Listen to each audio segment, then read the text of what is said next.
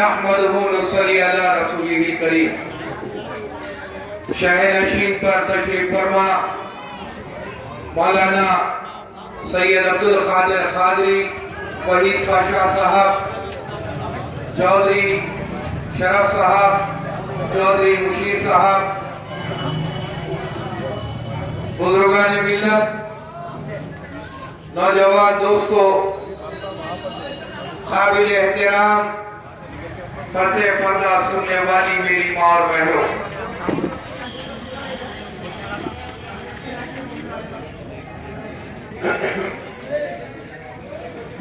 मिल्लत इस्लामिया जो हिंदुस्तान में अजीब व गरीब दौर से गुजर रही है।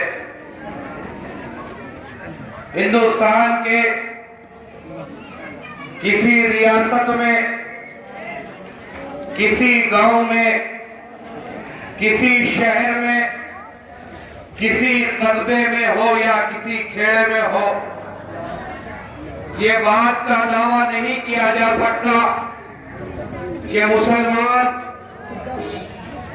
बहुत ही अच्छी हालत में है, या वो तिजारती हो, या वो हमारी मुलाजिमतें हो, या हमारे तालीमी मैदान हो।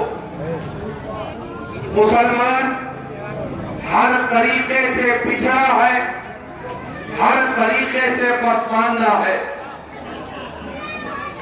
अब इन हालात के जिम्मेदार कौन है?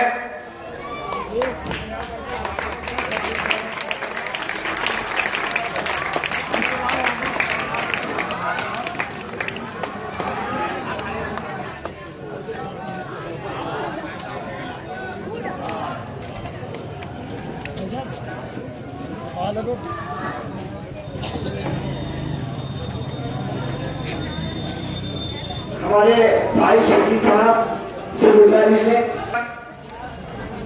मैं आपसे अर्ज कर रहा था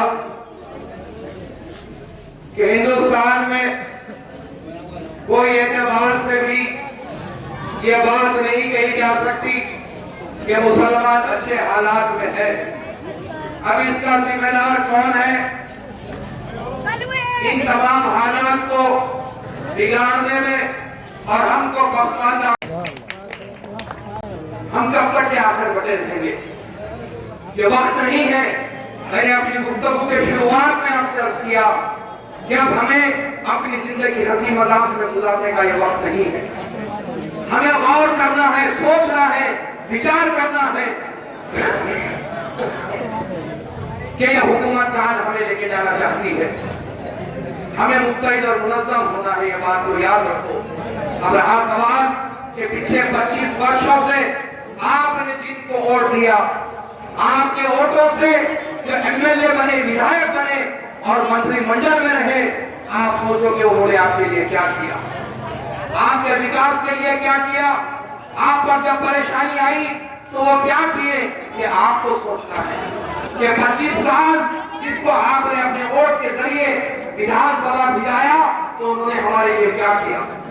दादरी का इतना बड़ा मसला हुआ, मुजफ्फरनगर का मसला हुआ, लेकिन हमने आपके विधायक, आपके मंत्री जी को कभी ये बोलते हुए नहीं सुना कि अखिलेश जी, मुलायम जी, ये क्या कर रहे हो, हमारे लोगों की तबाही क्यों कर रहे हो।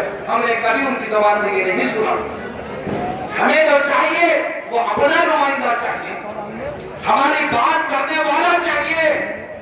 अगर कोई तुम्हें डराता है, अगर कोई तुम्हें धमकाता है, तो डरने घबराने की जरूरत नहीं है, बल्कि अगर वो तुम्हारे बीच में आए और तुमसे वोट मांगे, उनसे एक सवाल कर देना कि पिछले 25 वर्षों से हमने तुम्हें वोट देते हुए विधानसभा भिजाया, तुमने अपनी बरादरी के लिए क्या किया, उनसे सवाल करो। मुजफ्फरनगर का फसाद हुआ, तुमसे पूछो कि तुमने कितनी नुमाइंदगी की। दादरी का वाकया हुआ, तुमसे पूछो कि तुमने क्या किया। वो लाजवाब होकर आपके बीच में से चले जाएंगे और डरने घबराने की जरूरत नहीं है। हम मुत्तहिद और मुनज़्ज़म रहेंगे तो हमारी ताकत बनी रहेगी। और जब कभी संभल के मुसलमानों को किसी किस्म की जरूरत पड़ेगी, आपके अपने कायद डॉक्टर भरत साहब तो यहाँ है, उनके साथ आधी रात को वैसी साहब आपके बीच में रहेंगे। 7 तारीख में जब असदुद्दीन ओवैसी साहब नगर पालिका ग्राउंड पर आए तो उन्होंने अपने भाषण में ये बात कही कि मैं अपनी जिंदगी को संभल के लिए वक्त कर दूंगा। इतना बड़ा उन्होंने आपसे वादा किया है और वो यकीनन वादा पूरा निभाएंगे, लेकिन आपका साथ होना जरूरी है, आपका मुत्तहिद होना जरूरी है। किसी गैर की चौखट पे जाने से पहले